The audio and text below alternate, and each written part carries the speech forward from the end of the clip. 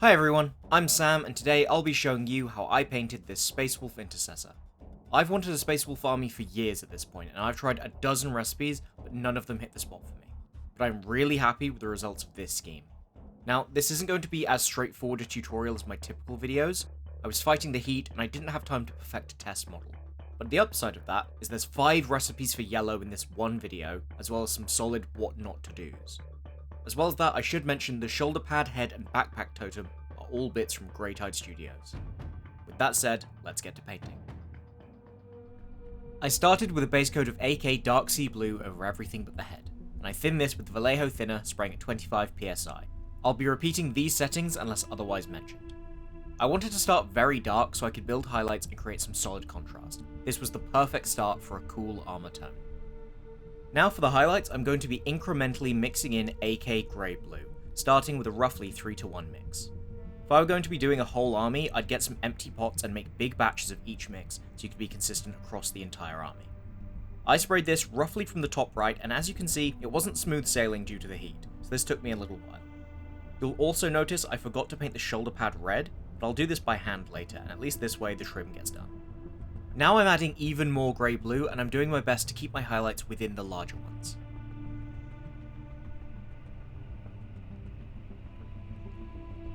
I kept adding grey blue until I got to a roughly 1-to-1 mix, which would be my final highlight.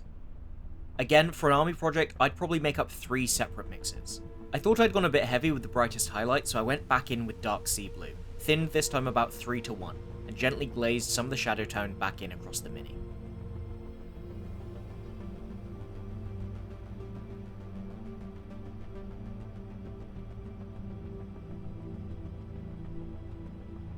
Final armor step now, I went back to my brightest highlight and just reinforced it a little. If you wanted to do this without an airbrush, I'd recommend repeating these steps just with a sponge. Now, I wasn't sure about the yellow, and I know the finished mini doesn't have a yellow shoulder, but I don't think I can give you a decent recipe video without showing you how to do it. I started with 4 shoulder pads and 4 different pinks, and then gave each of them a zenithal highlight with AK white. While I had it out, I also zenithaled the face, as it's easier to paint skin from a lighter base tone. Then, each shoulder pad got a couple of coats of Warhammer color Imperial Fist, thinned just a little bit. In the end, the sickly pink in the bottom right is my least favourite, followed by the Emperor's Children beside it, but my absolute favourite was the AK Dead Red in the top right, and I'll absolutely use this scheme again. Back to the armor now, and I'm doing edge highlights and scratches across the entire mini using pure grey blue. And you can see how well it shows up because our main armor color never got that bright. Quick aside, just to mention a massive thank you to everyone who has subscribed and liked and commented. I've just reached 1,000 subscribers after just 5 full videos, and I'm absolutely blown away by the support. Thank you very much, everyone.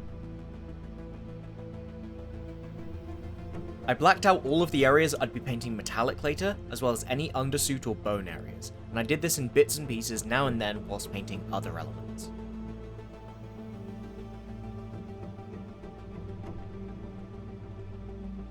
Now for the red shoulder. I wanted something not too vibrant, so I went with Warhammer color Khorne red, and base coated the whole thing in several thin coats. The good thing about painting it the main armor color before is the trim is all done, and if you don't go perfectly to the edges, it just looks like the red has worn off. To highlight this, I mixed in Warhammer color Evil Sunz Scarlet and just highlighted the right side as it would be facing up on the finished mini. And then mixing in even more Evil Sunz, I highlighted the far right.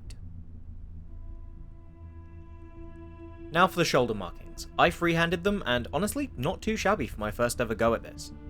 Start with your central line in thin black. We're just sketching here. Once you've got that, draw in 2 lines coming down from either side of it. The angle you pick will determine how many stripes you can fit in. Then, I roughly sketched in where my other triangles would be.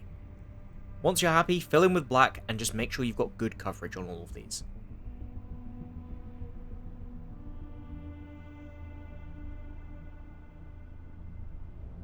Now for another tricky bit, yellow over black. I should have hit the sword and gun with white earlier, but I wasn't thinking. So I base coated the sword and gun with Warhammer color Avalon Sunset. This time the heat was working with me. Since the layers dried so quick, it took no time to put down 3 or 4 coats. Then, with AK Volcanic Yellow, I glazed this from the tip of the sword towards the base, and from the top of the gun down. Then I edge highlighted the weapons with AK Ice Yellow, making sure to add some wear and tear.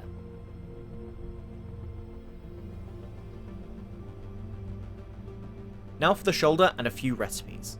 The bone and teeth were nice and easy. I base coated them with AK Leather Brown and then did 3 or 4 mixes of this and AK Light Earth, and just highlighted smaller areas each time. For the teeth, I did just one mix highlight and then just one small one with pure Light Earth.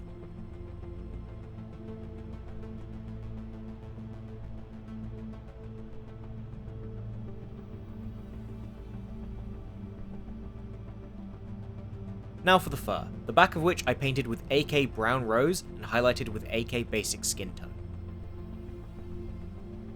I wasn't sure how to do such a small area of fur justice, so I foolishly picked white, starting with AK Basalt Grey and highlighting it with the white. But if I were you, maybe the bone recipe might actually work better.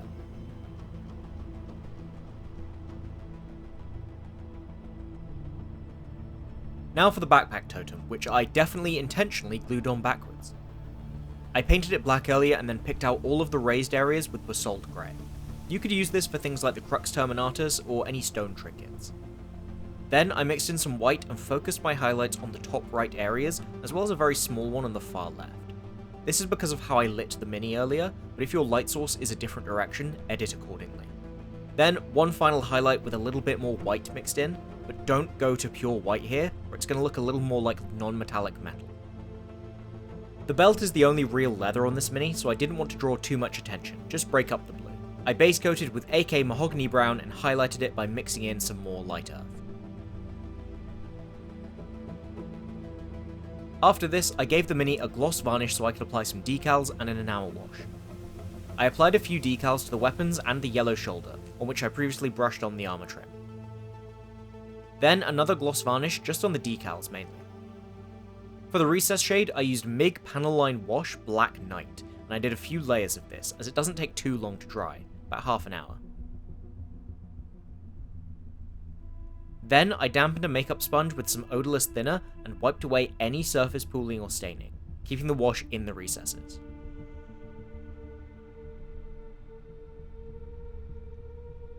Once this had dried, I gave the whole mini a couple of coats of AK Ultra Matte Varnish, which I thinned 1:1 with AK Thinner, sprayed at 25 psi.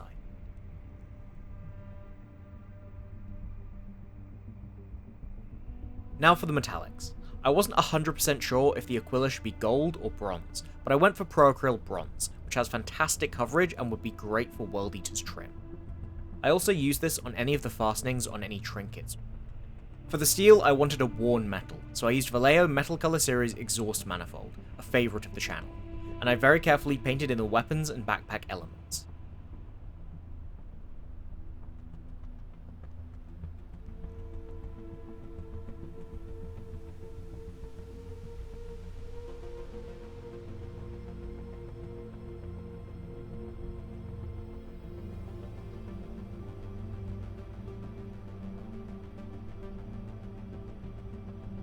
This backpack totem has a gem on it I thought I'd have a go at, so I started with AK Amethyst Blue. Then I highlighted the left side with AK Deep Blue, which I then mixed some white into to further highlight the center. Then I painted the top right corner with white and called it a day.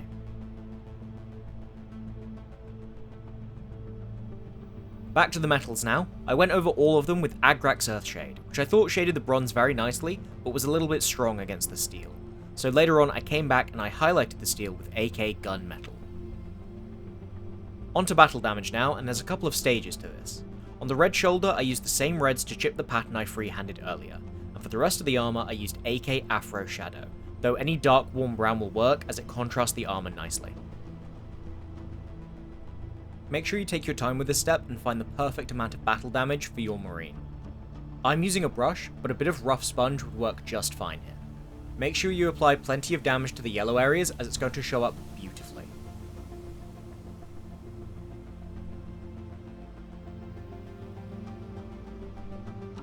Then I highlighted the brown chips on the armor using more grey blue, and on the yellow using ice yellow. This step is completely optional, but I really think it makes a difference and I highly recommend it.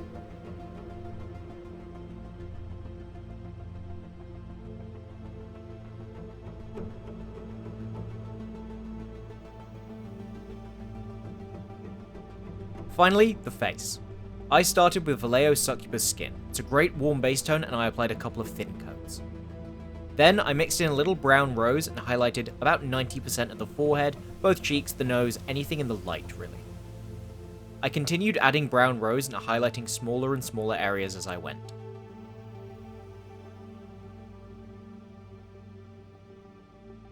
I did one final highlight mixing in a little basic skin tone into the brown rose, just to desaturate it a little. Then I absolutely nailed the eyes in one go using AK Silver Grey, but if you make a mistake, just fix it with the original skin tone. Couldn't be me though. Then I thinned down Khorne Red to a wash consistency, and I applied it over the nose, cheeks, and into any recesses, as well as a few coats of this into the mouth as well. This is especially important. The teeth I then covered with more Silver Grey, and off camera I dotted the eyes with Afro Shadow, again in one go because I'm just that good. For the hair I just base coated it leather brown and highlighted it with several mixes of ice yellow. And with that, the most satisfying step of any mini, painting the base rim black. Thanks for watching everyone, I hope you learned something from this video, I certainly did.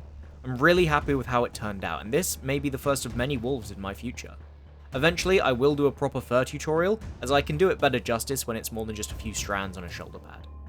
Please consider liking and subscribing if you enjoyed the video, leave a comment if you have any questions or suggestions for what I should paint next, and hopefully I'll see you all next time. Bye for now.